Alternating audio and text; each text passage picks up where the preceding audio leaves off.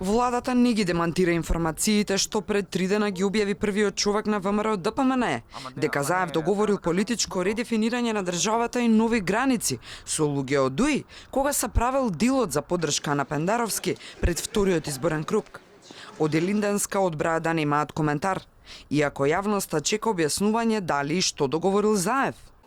Како портпарол на влада не може да коментирам изјавите на лидер на политичка партија, изјавата кај се спомнуваат и другите политички партии, би ве замолил прашањето да биде пратено до политичките партии кои ги спомнуваат.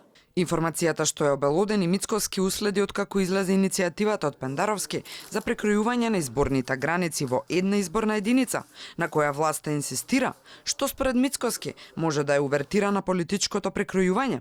Алудирам не на таква следба која што се случила помеѓу двата изборни круга, помеѓу Зоран Заев и лица во градот Тетово, каде што се дискутирало за политичкото редефинирање на Република Македонија, а можеби новиот изборен модел ќе му кумува на тој процес и цртување на нови граници. Дали е ова уште една фаза од предвиденото во тиранската платформа креирана токму во Тирана на покана на албанскиот премиер Еди Рама?